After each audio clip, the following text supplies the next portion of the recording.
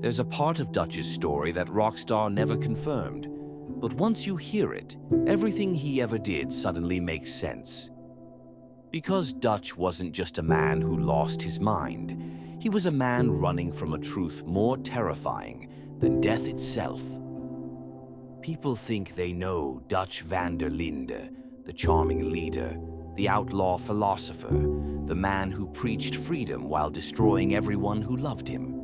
But his story didn't begin with robberies or betrayal. It began with fear, a fear he never admitted to anyone. Most players only see the Dutch who collapses in front of them in RDR2. But the real Dutch, the boy who grew into that man, was shaped long before the Van der Linde gang ever existed. Let's start at the beginning. Not the beginning Rockstar told us, but the beginning Dutch spent his entire life hiding. Dutch grew up with a father who preached morality, but lived the opposite of it. A hypocrite who demanded greatness from his son, but couldn't provide it himself. And Dutch watched him crumble, watched him beg, watched him fail. Here's something most players ignore. Dutch's hatred for the system came from seeing his father fail inside that very system. It wasn't rebellion, it was revenge. Deep psychological revenge on a world he believed crushed the only man he was supposed to look up to. But here's the part that twists the whole story into something darker. Dutch wasn't afraid of the law. He wasn't afraid of Pinkertons. He wasn't afraid of dying. He was terrified of becoming his father. That fear became his compass, but also his curse. Because once you dedicate your life to never becoming weak, you eventually destroy yourself trying to prove it. And Dutch proved it, again and again. He built the Van der Linde gang as a family, not because he wanted power, but because he wanted a world where he could rewrite his childhood, a world where he could protect people the way no one protected him. That was Dutch at his purest. But the tragedy, that same dream poisoned him. The more desperate he became to keep the gang together, the more cruel he became. The more Arthur questioned him, the more Dutch saw his father in himself. Every failure felt like a childhood memory repeating itself. Every mistake reminded him of everything he hated. And here's the twist everyone misses. Dutch didn't lose himself because the world changed. He lost himself because he thought he was becoming the very man he swore he'd never be. That's why he panicked. That's why he lied. That's why he tried to control everything. And that's why Micah, manipulative, parasitic, calculating Micah, slid right into his mind like a poison. Micah did something genius.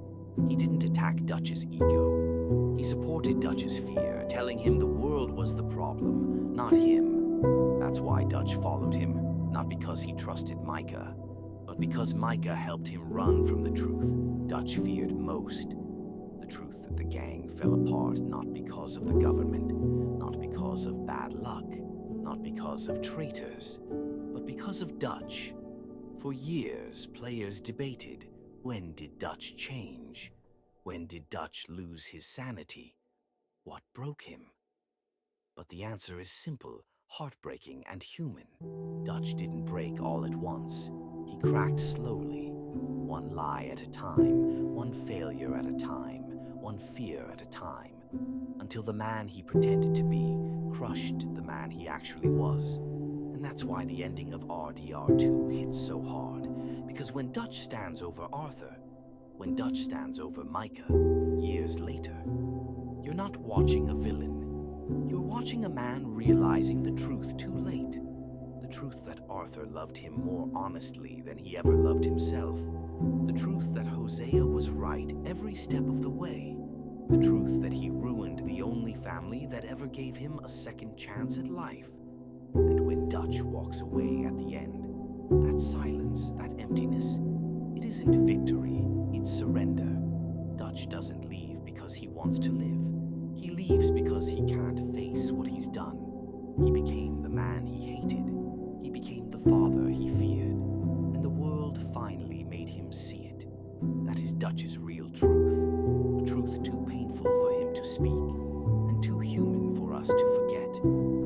there's one lesson in Dutch's story, it's this. When you run from your past becomes your future. But when you face who you are, honestly, brutally, you break the cycle. That's how people change. Not by pretending to be strong, but by accepting the weaknesses that make them human. And if you want more stories that don't just entertain you, but actually leave you with something real, then stick around. Not for me, but for yourself. Because every video here is made to give you a new way to see the world, the characters you love, and maybe even yourself. If that's the journey you want, hit subscribe and don't look back.